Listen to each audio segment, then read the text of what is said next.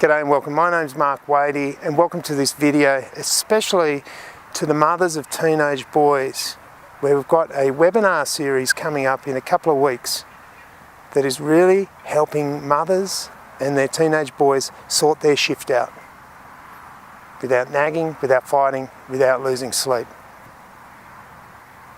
Thank you to all the mothers who've got in contact with me and have started a conversation with me about what their role is, what they can be doing to help their young boys become men, or even how can I communicate better with my son? How can I get more than a grunt out of him? A yep and nah, yep, don't know, yep, nah. Sound familiar? How can I get my teenage boy off his IT, off his devices, off his iPhone, off the iPad, off the PlayStation? Well, you know what? I work and mentor with a lot of young boys. Just worked with someone just a couple of days ago. You know what? They know what they're doing. He said, looked me in the eyes and said, yeah, it's my medication. It's my escape. I'm afraid. I want to find my independence. I don't know what the future holds. I escape into IT. I can be in there for hours and not know I'm running away, and I know that. And I choose to do that for my medication. He actually looked at me and he said, look, it's either this or I'll be on drugs.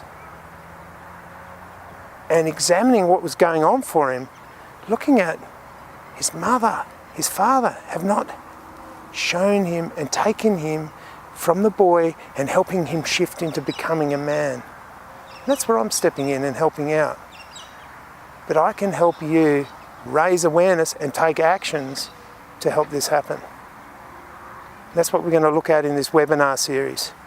Look, at the end of the day, the only person you can change is you.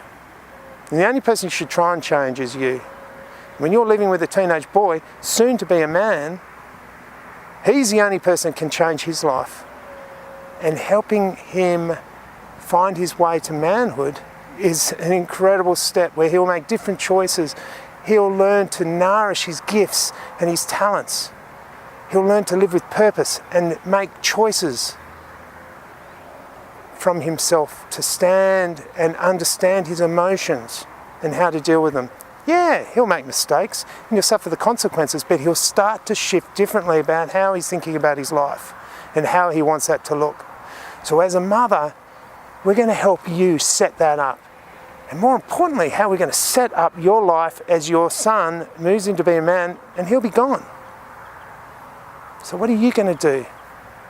How's your role going to change? How can you show him what being a wonderful woman is all about? And that's what he needs to see from you. You're his connection to the feminine. But we have to deal with this shift. Sort your shift out. Indigenous cultures from all around the world have been placing huge importance on this as they set up rites of passage. But more importantly, the grandfathers, the uncles, the fathers are watching the boy and the mother and their relationship, and they decide when it's time that it needs to break, it needs to change. It's like they come up to the son and say goodbye to your mother. As a boy, when you come back, you'll become a man. You'll be a man. And this sets up a wonderful relationship in the future between the mother and her son, the mother and the man, where there's mutual respect for each other, of each living their own lives with their own decisions and their own dreams and aspirations and goals and their own emotions. How many families do you know that implode because this doesn't happen? A son may get married in his 30s, he creates a family of his own. Usually he has a child and then boom, the shift has to happen.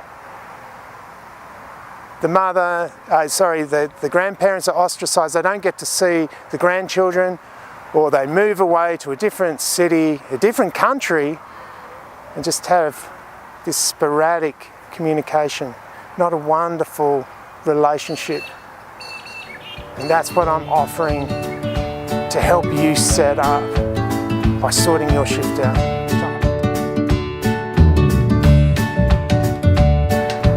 Thanks for joining me.